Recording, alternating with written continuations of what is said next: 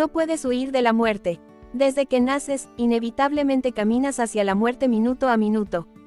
Puede que este comienzo no sea muy optimista, pero si miras a tu alrededor, no es ninguna novedad. La muerte está presente en todas partes. Está en las películas de terror, en los libros de detectives y en los titulares de las noticias. Puede que no le prestes mucha atención, pero te golpeará más fuerte cuando pierdas a un ser querido. El apego emocional dividirá tu vida en un antes y un después, y te hará cuestionarte todo lo que conocías. Curiosamente, si hablas del tema con otras personas, lo más probable es que encuentres cierta resistencia. La mayoría suelen sentirse incómodas con la muerte, prefieren escapar a enfrentarse a ella. Pero, ¿de dónde viene este miedo? ¿Por qué la sociedad busca tan desesperadamente crear un enigma en torno a la muerte? ¿No sería más fácil afrontar el duelo si conociéramos más sobre lo que le ocurre a un cadáver? Existe una categoría de personas que lidian con la muerte a diario. No oirás hablar de ellas cuando veas las noticias sobre horripilantes asesinatos o el trágico fallecimiento de un político famoso.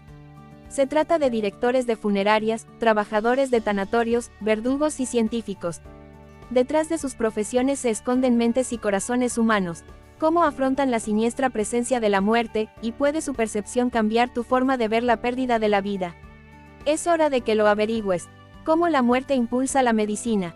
Aunque la mayoría de la gente quiere ser enterrada o incinerada, algunos eligen una opción extraordinaria pero práctica: donar sus cadáveres a la ciencia.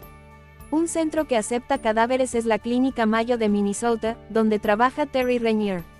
Terry era director de una funeraria, pero trabajar las 24 horas del día le resultaba agotador, así que decidió cambiar de trabajo. Ahora se encarga del laboratorio de anatomía, donde recibe y embalsama los cadáveres antes de congelarlos. Tras unos 3 meses en frío, están listos para recibir a los estudiantes de medicina para sus investigaciones. La Clínica Mayo no acepta todos los cadáveres. Estos deben estar anatómicamente intactos, ya que ayuda a los estudiantes a ver dónde se encuentran los órganos y cómo están conectados. Curiosamente, la mayoría de los cuerpos donados son de personas mayores. Los jóvenes suelen morir por causas inusuales, lo que hace que los suyos no sean adecuados. ¿Por qué es tan importante la donación de cuerpos? La medicina en su forma actual no habría podido existir sin médicos que disecaran cadáveres. Los científicos ansiaban tanto saber qué ocurría en el interior de los seres humanos que se olvidaron de cualquier principio moral por el bien de la ciencia. Al principio, utilizaban los cadáveres de criminales que les entregaban las autoridades. Más tarde, la disección se convirtió en una forma de castigo legal. Pero el problema persistía: no había suficientes cuerpos para que cirujanos y científicos los estudiaran.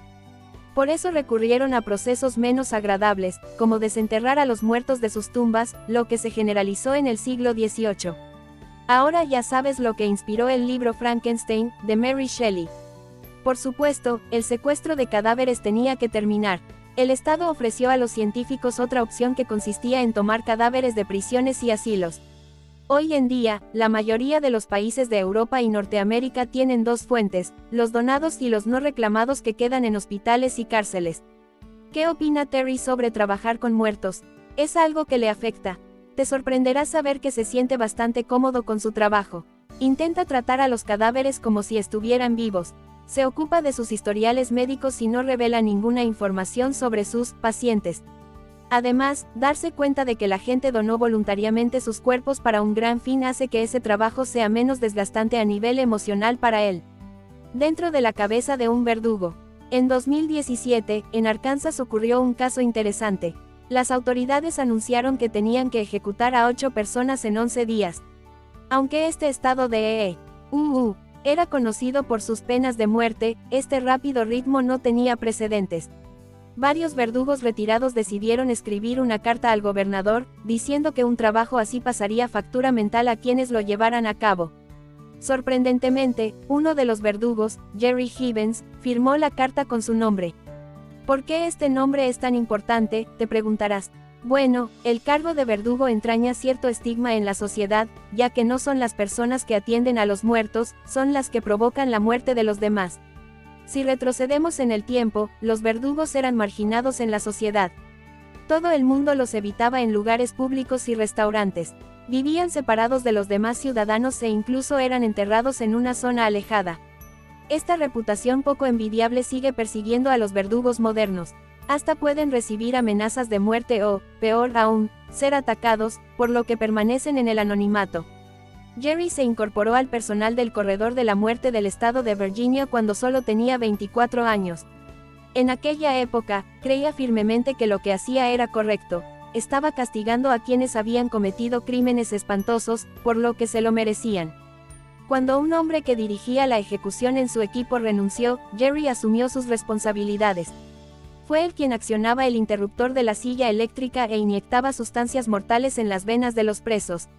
Jerry tampoco cuestionaba la ley ni cómo se decidía quién merecía la pena de muerte y quién no.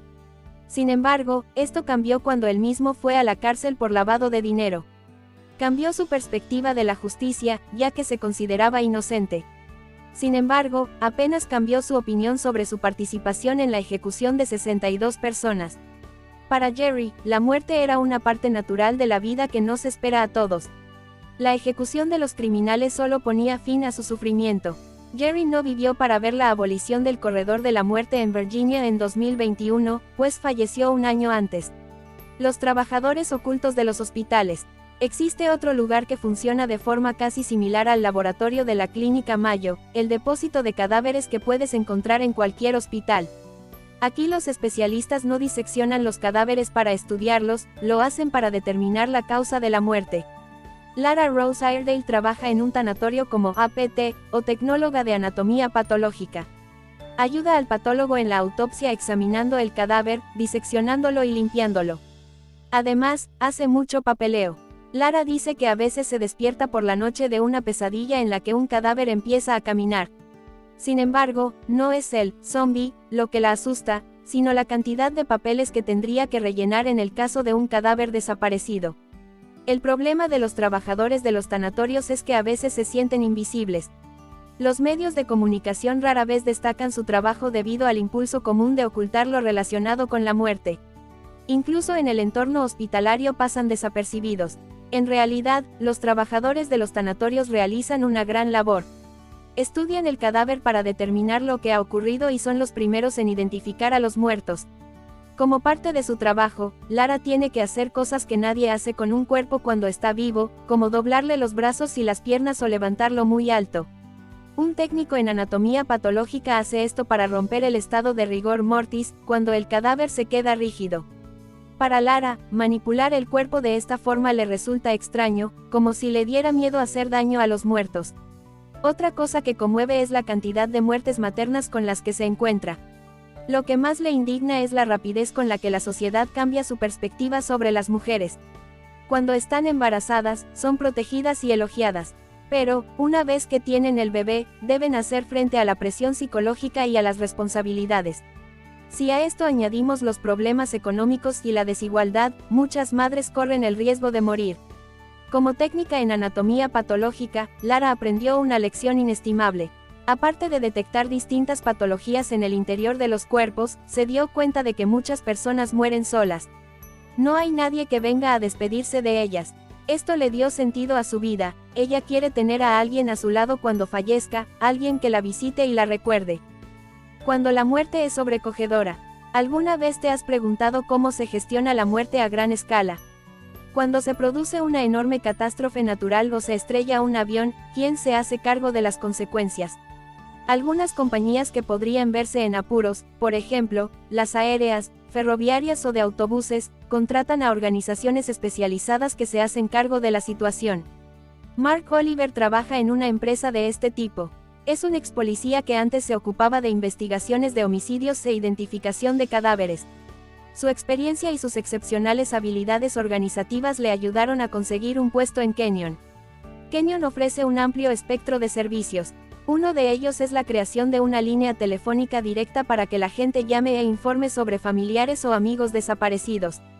También pueden trabajar con las familias de las víctimas y proporcionarles alojamiento y apoyo emocional.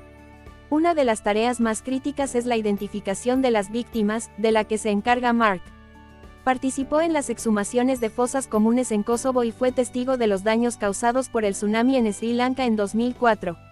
Muchas familias quieren ver a sus familiares, aunque el cuerpo esté irreconocible o solo queden partes de él.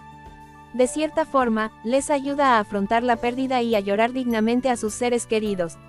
Sin el cuerpo, siempre habrá sospechas y suposiciones. Y si su pariente no se ahogó, sino que fue arrastrado por la corriente hasta una isla remota y ahora espera a que lo rescaten. Surgirán múltiples escenarios hipotéticos, por lo que la identificación del cadáver pone fin a las dudas. Durante su paso por Kenyon, Mark se dio cuenta de lo importante que es la resiliencia emocional para las personas que trabajan en situaciones posteriores a una catástrofe. Recuerda cómo, tras la experiencia de Sri Lanka, un empleado renunció debido al trastorno de estrés postraumático que le había provocado. La fortaleza emocional no es la única habilidad necesaria. Debe ser física y mentalmente estable. Mark tuvo un accidente de tránsito después de trabajar en un accidente de avión en Brasil. Tras aterrizar en el Reino Unido, perdió la concentración y no pudo conducir correctamente. Pero incluso después de un incidente así, sigue con el deseo de trabajar y ayudar a las familias a encontrar a sus parientes. El escenario idealista del futuro. Casi todas las personas no religiosas ven la muerte como el final del capítulo de su vida, el fin de la existencia. Sin embargo, existen algunas excepciones a la regla. En Detroit hay una clínica especializada para quienes quieren congelar sus cuerpos muertos y esperar a que la ciencia avance lo suficiente como para revivirlos. Este uso de la baja temperatura se denomina criónica o criopreservación. Suena utópico, pero el Instituto de Criónica, Cryonics Institute, ya cuenta con unos 2.000 miembros y 173 cuerpos congelados. Cuando un miembro del Instituto de Criónica fallece, debe ser llevado a la clínica en un plazo de 72 horas para ser perfundido. Perfundir significa inyectar un líquido especial en los vasos sanguíneos para evitar que el cadáver resulte dañado por las temperaturas de congelación. Si no se realiza la perfusión, el agua helada puede dañar las células y no será posible la reanimación. Luego se transporta el cuerpo a un tanque, donde se congela lentamente a 196 grados Celsius bajo cero. Después de 5 días, se coloca en un criostato cilíndrico con la cabeza hacia abajo. Si algo sucede, el cerebro será lo último en descongelarse para tener más posibilidades de conservarlo. Curiosamente, la mayoría de las personas que quieren congelarse son hombres. Existe una teoría que afirma que las mujeres aceptan mejor la muerte porque, al ser más conscientes de su cuerpo, se dan cuenta mucho antes de cuando empiezan a decaer. Denis Kowalski, presidente del Instituto de Criónica, sostiene que no se trata de miedo a la muerte. Se trata más bien de probar otra opción y participar en un experimento que podría tener éxito. Denis no puede garantizar que esta idea se haga realidad algún día, nadie puede. Pero nos sentimos optimistas cuando vemos cómo la medicina moderna y los médicos devuelven constantemente a la vida a personas mediante reanimación cardiopulmonar y tratamientos innovadores. Otra cuestión, sin embargo, es si la reanimación haría feliz a una persona. Y si no puede regresar a los lugares donde vivió y amar a quienes amó. Solo el tiempo lo dirá. ¿Sabías que, en 2019, los científicos intentaron reavivar la actividad celular en el cerebro de 32 cerdos muertos? Algunos intentos tuvieron éxito. Según el famoso psiquiatra Bessel van der Kolk en su libro El cuerpo lleva la cuenta, siempre que una persona experimenta una situación angustiosa su cuerpo produce hormonas del estrés, que a la larga pueden provocar diversas enfermedades e incluso traumas duraderos. Sin embargo, también sostiene que estas hormonas pueden dar a las personas la fuerza mental necesaria para soportar tales acontecimientos y no traumatizarse. Lo más probable es que esto sea lo que les ocurre a todos los que tratan con la muerte en su trabajo. Como habrás observado, profesionales como médicos y embalsamadores, entre otros, no participan en todos los procesos relacionados con un cadáver.